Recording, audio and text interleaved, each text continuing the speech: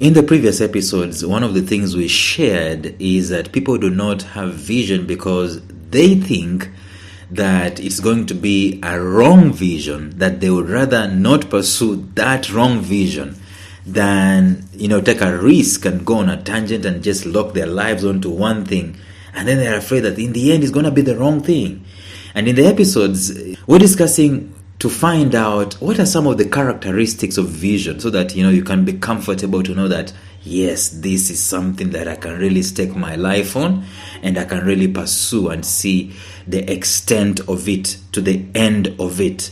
So I want us to look at one more way in which you can gauge your vision. And I want you to stay tuned.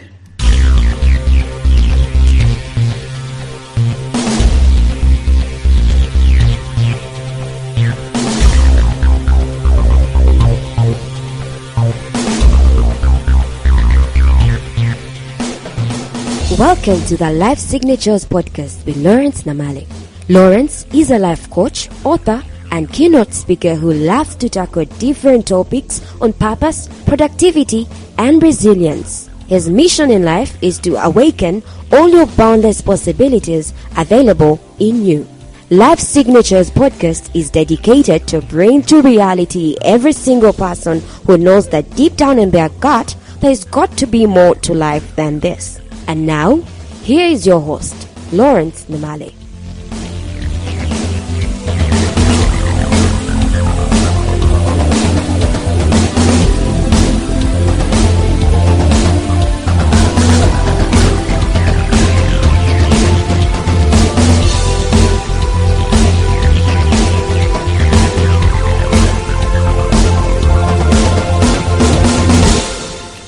So as we've seen in the previous episodes, vision is important even at a personal level, and we've seen that every organization that you see, every country that you see, even countries, by the way, that are progressing and you're seeing that, they're doing crazy stuff, great stuff, maybe it's the country vision. That country vision, do you know what? It came from an individual. We talk about the United States of America, and every time you talk about them, you hear them talking about our founding fathers. Our founding fathers said this, said that. Where did those founding fathers get the vision? They got the vision from the country? No. It was individualistic. It was personal. My point is simple, that your personal vision is as critical as anything, and it's what is going to make you successful in your life. So what are the characteristics? What are some of the things that you need to have in place? Or how can you gauge? How can you test and see this vision that I have written down, this vision that I have come up with, is it really a vision or it's not a vision? And we've seen that in the previous episode. The first thing about the vision is that it is selfless. It is not selfish. It is not about you and your wife and kids and your mom and your dad and your brothers and your sisters only. It is actually primarily about the other people. It is selfless. We saw that Simon Sinek wrote a book called Leaders, Good Leaders or Great Leaders Eat Last. They eat last. In other words, the vision benefits them last. So when you see politicians running up and down trying to get political posts, and they're talking about how they're going to divide the posts amongst themselves, and the first thing that they do when they get into parliament, we see this in East Africa very many times. Every parliament, succeeding parliament after succeeding parliament, the very first order of business when they get into leadership is what? To give themselves perks, as in to increase their salaries, increase their allowances, and so on. It goes without saying, every single waking time, every 5 years in Kenya, every 5 years in Uganda, the same thing. The first order of business when leaders get into parliament is to allocate themselves money. The question is, are those visionaries? Your answer is as good as mine. They are not visionaries, because great leaders eat last. The very first sign of a vision is that it benefits you last. As in, you walk around, we told stories of prime ministers in the Netherlands and in the UK and so on, who, they are in the subway, running the subway and so on, maybe riding a bike into office and so on and so forth. But you see a minister a lowly minister with no portfolio in East Africa. You see the motorcade of cars and the sirens that, it is pathetic. The question will be, are those guys visionaries? The answer is obviously no, based on what we're doing here, based on the test that we're giving, the vision. First of all, the vision is selfless. In other words, you're such an entity, a non-entity in the equation of the eating. Eating is for other people first, and then for you, what comes back to you is the satisfaction. That thing that will never be taken away from the legacy, the satisfaction, the joy, the fulfillment that you did something, you pursued something greater than yourself.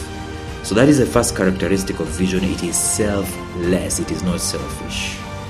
But the second test to see about your vision, this is something that is absolutely spiritual and actually very powerful.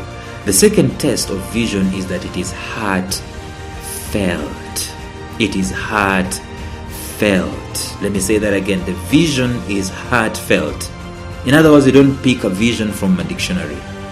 You don't pick a vision where you are not involved in it.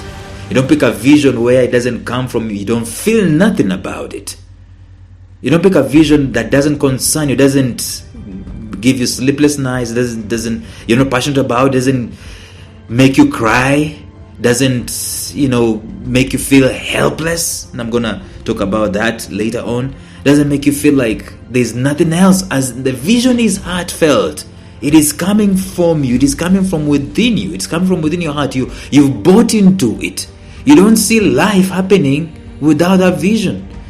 Basically, like remember the story of Solomon. The first thing that Solomon did was to judge between two women, both of them claiming a baby. And Solomon said, divide this baby into two. And the mother of the baby said, no, don't. I'd rather die. Okay, I'm just adding that. I'd rather die than have my baby killed. You can just give the baby to the other woman. My point is simply this, that the vision, nobody wants to do vision that is not from them, that is not heartfelt. And one of the ways that you can see that vision is heartfelt is that nobody is really satisfied until that vision is fulfilled. In other words, it's like they live in misery for as long as the vision is not being actualized, for as long as the vision is not being done.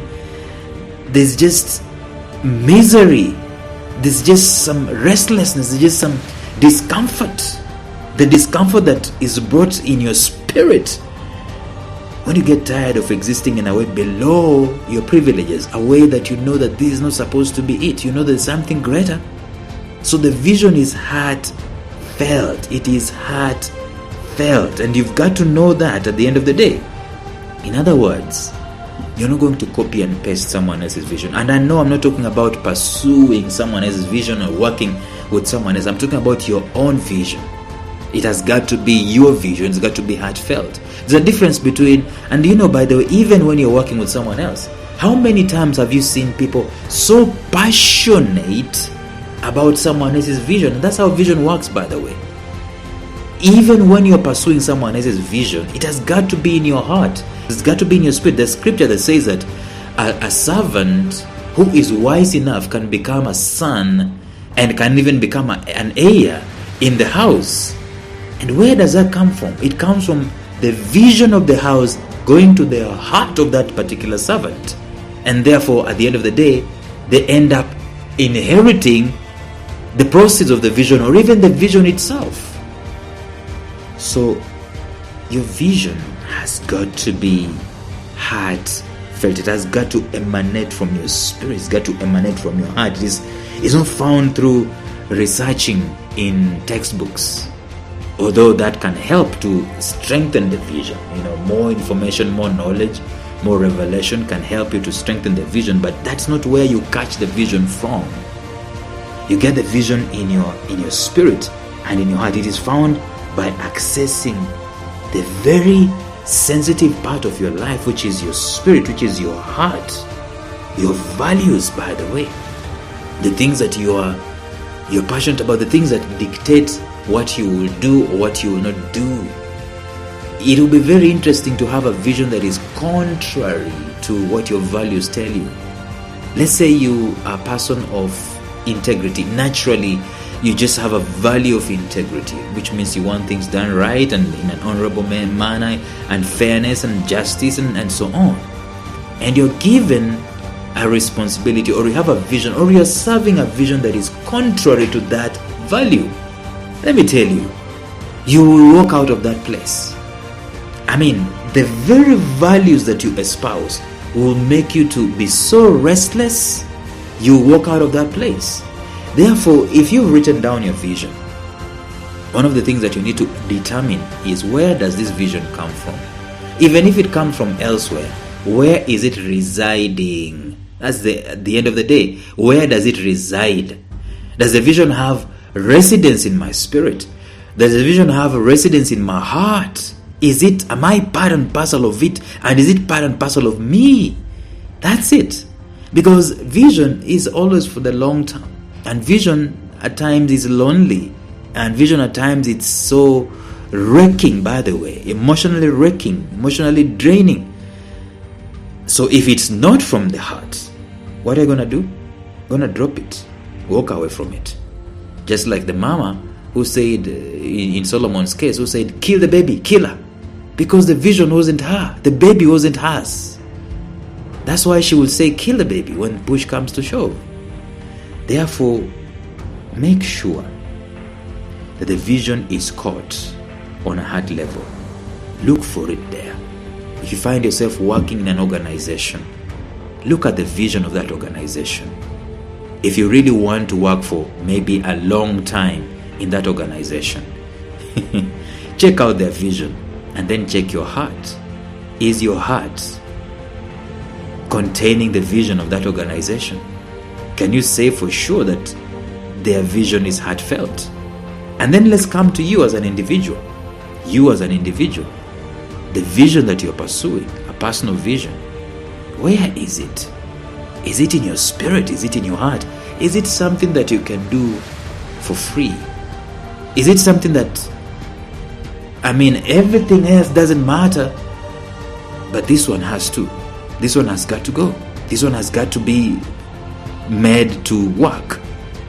If that's not the case, then probably it's not vision worth pursuing. Tomorrow we're going to share something else about vision, how you can be able to measure the vision and test to see, is this my vision? Is it valid or not? But until then, bye-bye.